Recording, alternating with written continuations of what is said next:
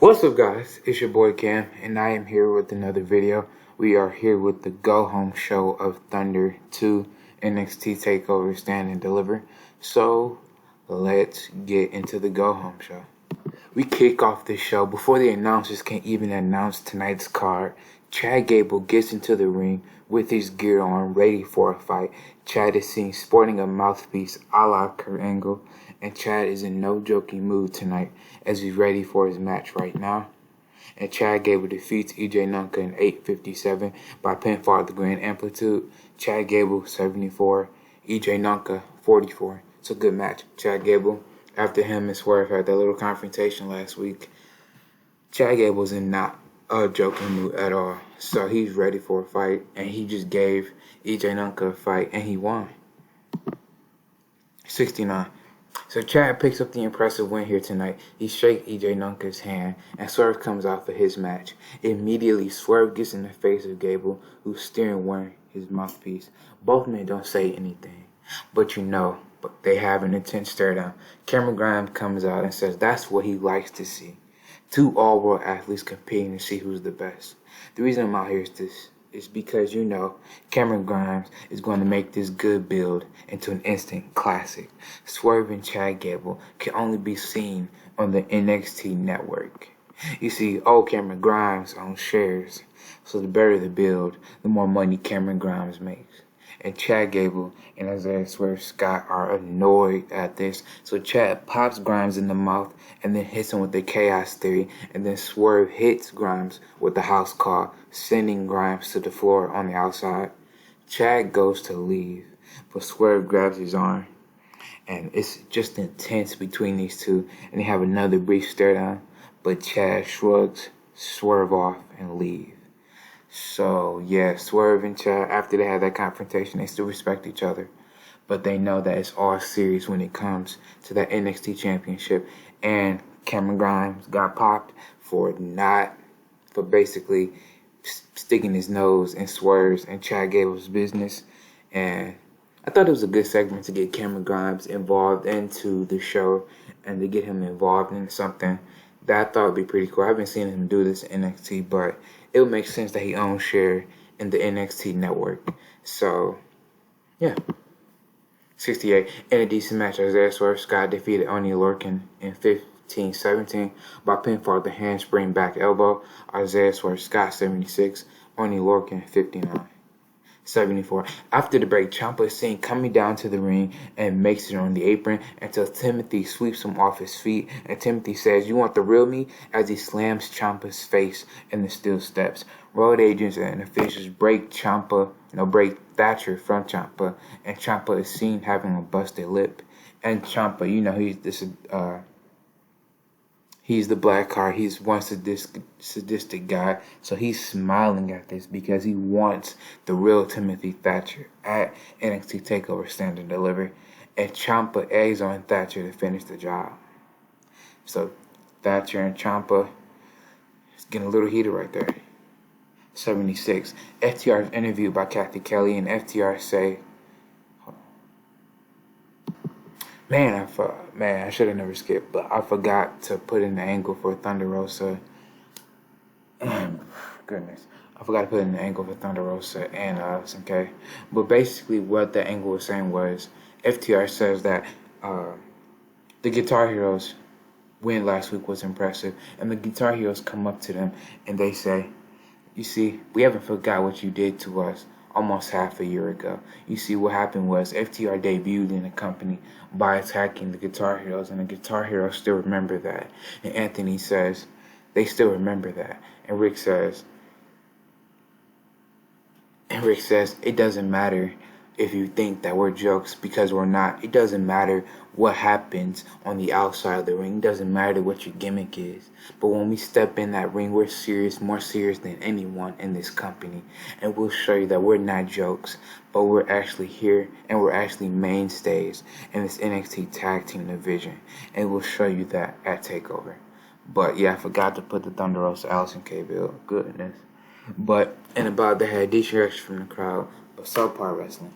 Brian Cage and Ricky Starks defeated Max Caster and Anthony Bowens in 12:23, when Ricky Starks pinned Max Caster with the Buster Keaton.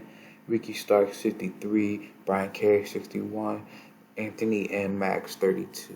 Okay, pretty good. But Anthony and Max are in development, so I might have to call them up sooner rather than later because my division is kind of thin. That's why I called up Top Flight, even though you haven't seen them a lot. They've been losing, but I just need more tag teams, so I might call it the Acclaim. But the Acclaim, I love Max Caster and his raps, even though they're not corny, but it's funny in a good way. 48. Ricky. But Dexter Lumis comes out with no music, and Ricky Starks is freaked out a little bit, but Cage isn't phased at all. Dexter Lumis points to the screen, and it shows a drawing of Cage and Starks versus Lumis and a mystery partner.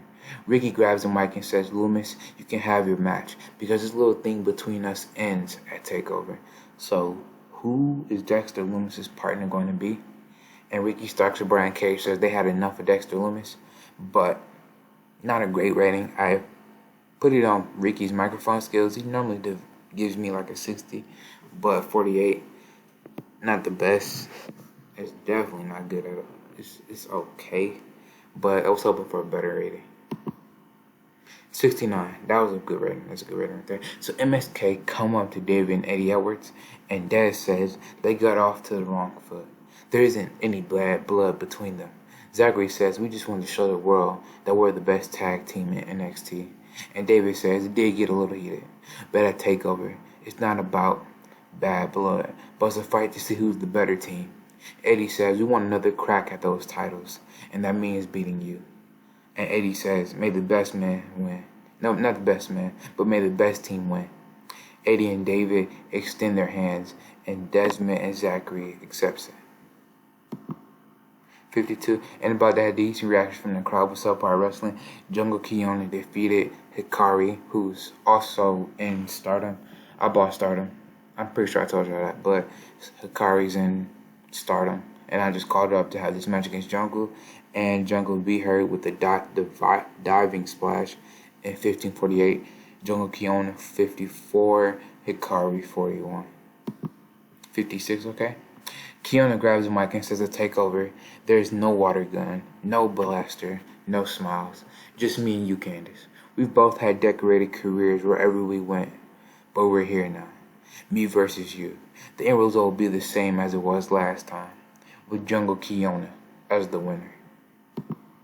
79. Okay, pretty good. So Big Show comes out, and he says it seems like him and Bronson got off to the wrong foot. And Bronson says he meant what he said last week. Big Show's another legend, clinging on to whatever relevancy he has, soaking up time away from the younger talents. And Big Show is just like every other legend before him. Can't get past the good old days, the glory days. And Big Show takes offense to these comments.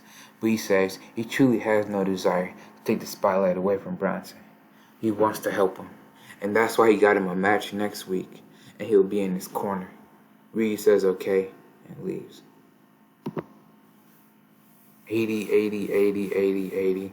You love to see it. So Trish Stratus comes out and says that she needs Tyler Breeze. Tyler Breeze comes out with this selfie stick, all self-absorbed, and Trish says that what Tyler said struck her last week.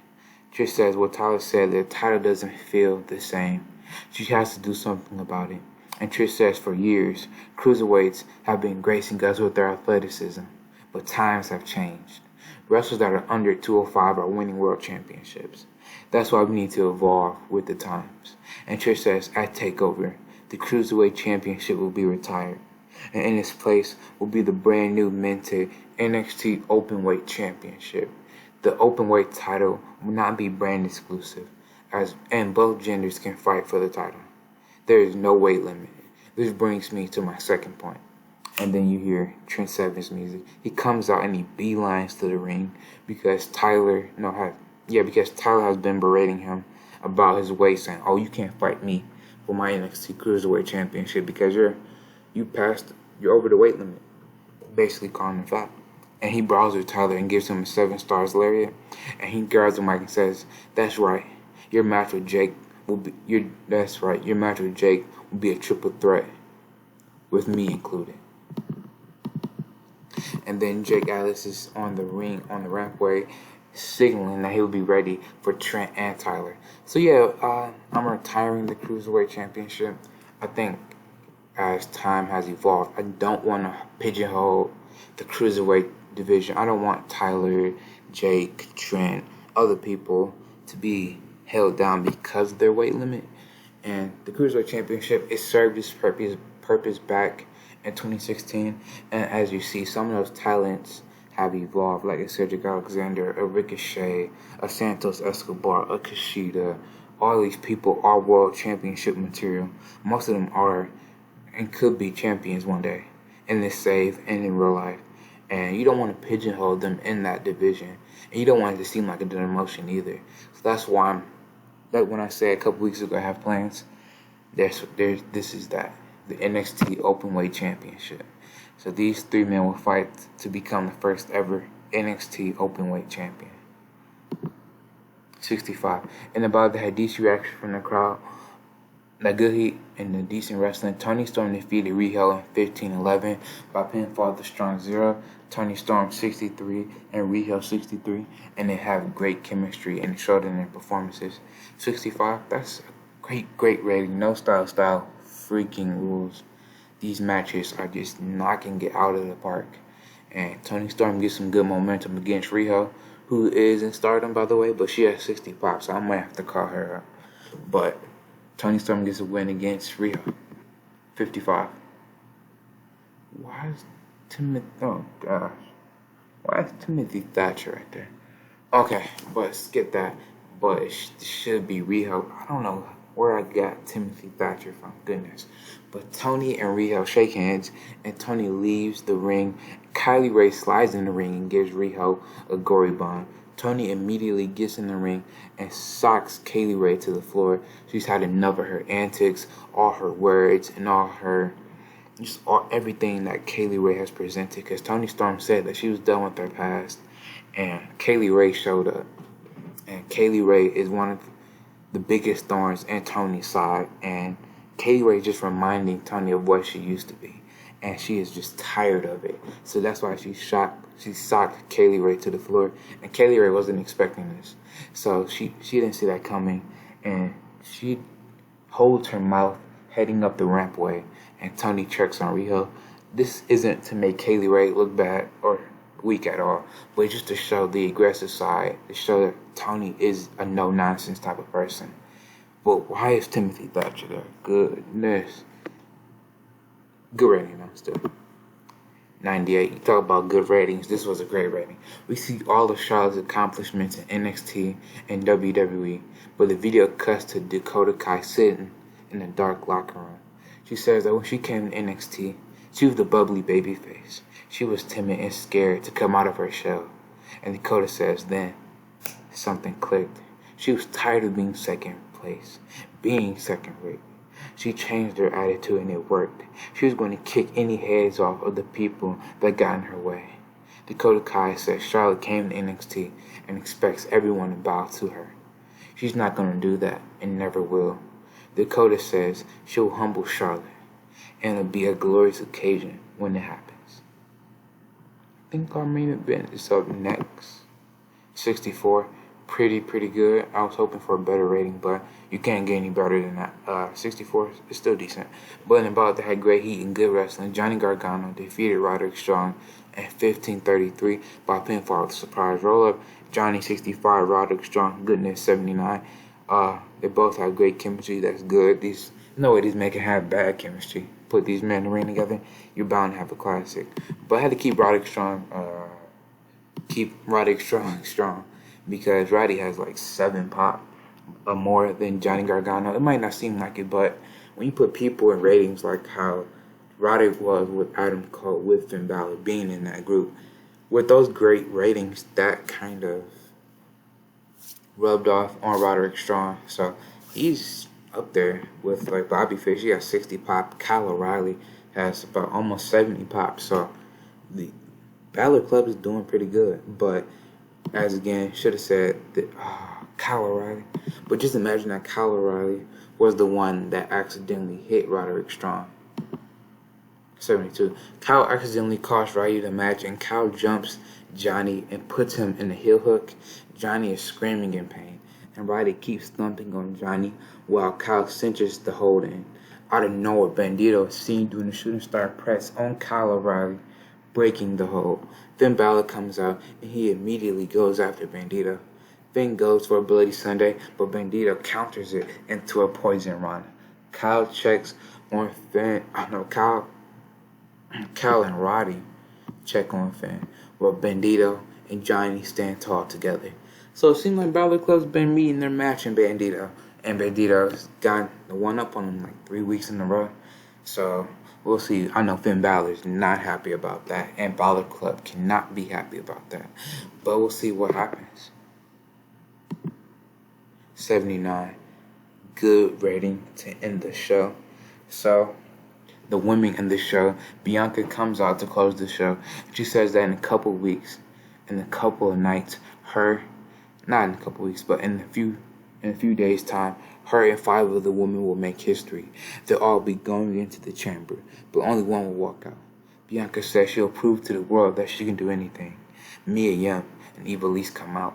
Mia Yim says that her and Bianca have been in war several times in the past, but this is different. We're going to uncharted waters.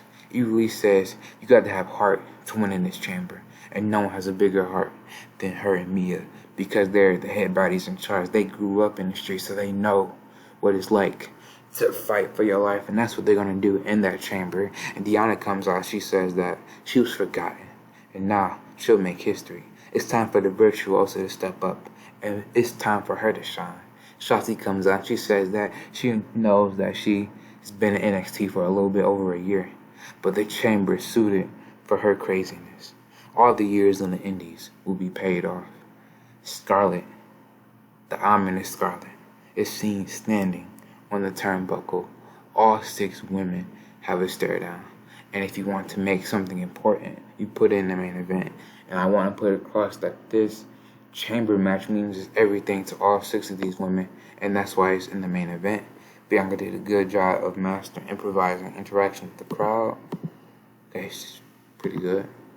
And tell me what you thought down below, even though I forgot about the Allison K Thunder Rosa match.